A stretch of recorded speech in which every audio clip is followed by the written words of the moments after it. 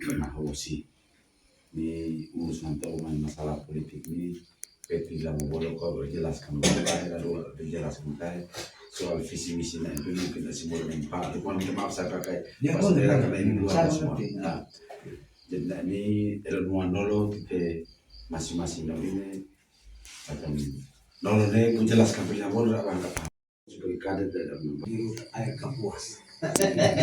Sebenarnya kata orang sana kalau sudah menghirup air Kapuas itu sudah betah di sana, tinggal di sana.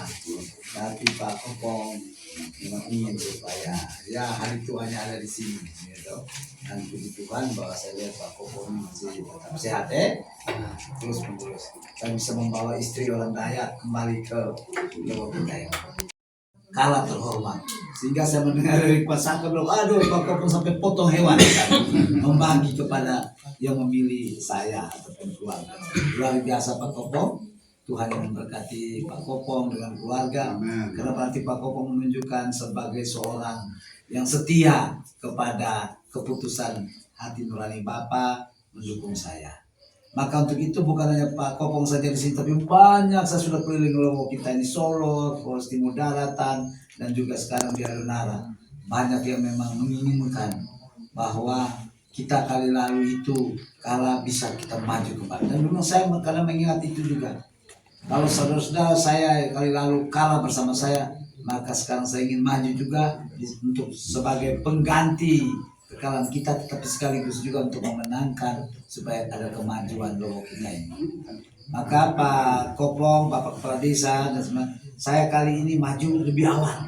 Jadi saya sudah tim-tim Korwil dari semua kecamatan se-Alunara sudah berkumpul. Nanti dalam minggu mendatang mereka menyiapkan polres-polres, lalu kita bergerak. Hanya untuk itulah Pak Kopong saya minta bantuan dengan teman-teman di sini, Pak Kades. Kami dua ini tadi saya mendukung kami, dan itu kita bisa mengatur. Dan itu kita sudah memperhitungkan juga mengenai apa namanya itu kita menggunakan independen tadi.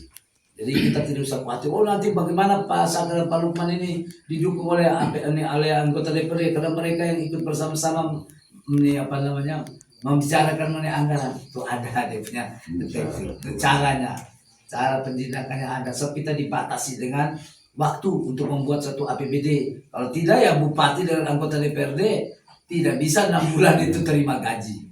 Tetapi pas akhirnya saya kami ini kan birokrasi ini apa tulen, kami punya pensiun, jadi kami tidak ada masalah. Belum lagi pendapatan kami yang lain di luar pemerintahan. Kita jadi pemilih cerdas, kita tidak karena uang lalu kita memilih orang.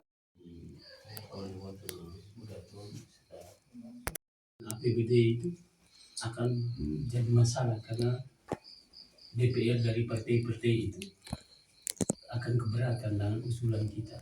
Contohnya bahwa untuk membahas APBD, jadi anggaran itu harus disetujui dengan anggota dewan. Jadi kalau DPR tidak setuju, itu bisa berbahaya. Tetapi pemerintah pusat, pemerintah ini sudah mengatur undang-undang, aturan mainnya sudah ada. Jadi kalau pembahasan APBD itu alot, batas waktunya penetapan APBD itu harus tidak boleh lebih dari 31 Desember.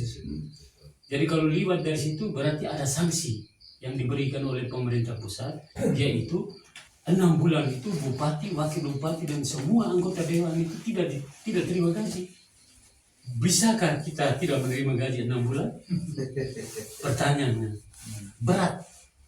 Dan kalau APBD itu tetap menjadi masalah karena perdebatan antara pemerintah dan eksekutif, maka pemerintah dan maling bupati dan diberi kewenangan untuk memutuskan APBD menggunakan anggaran tahun sebelumnya. Berarti kita jalan, tetapi kita tetap kena sanksi 6 bulan tidak terima gaji. Bantuan pemerintah pusat langsung kita kena sanksi. Apakah kita bersedia? Kalau begitu saya jadi habis saya sudah langsung ke bank mulai Gades saya punya SK, saya kredit terus 6 bulan DP dari BRI atau Bank NTT main datang tagih sementara pemerintah stop kan 6 bulan, kira-kira bagaimana? Kan berat juga. Tapi kalau saya dengan Pak Lukman ini stop gaji ya kami memang sudah biasa hidup dengan pensiunan. Tidak ada soal, itu semua kami sudah pikirkan. Jadi kalau ada yang menyebarkan isu bahwa kalau sampai mereka lolos independen berbahayanya nanti di situ, tidak ada yang bahaya. Kemudian yang kedua bahwa kami maju dan independen, tapi bukan harga mati. Tetap tahu. Dalam perjalanan kalau kami punya popularitas naik, hasil survei sangat tinggi, pasti akan ada partai yang mendekatkan diri dengan kami. Dan kalau ada yang mendekatkan diri, mari kita bicara dulu. Bicara itu diantaranya bahwa kami dua sudah menyerahkan diri untuk 1.100 sesuai dengan pernyataan kami, yaitu Lukman Sakarias untuk 1.100. Berarti kami tidak boleh terlalu diintervensi. Mau tahu bahwa dukungan RI melalui KTP. Jadi kalau umpamanya lebih dari 21 atau bahkan 30.000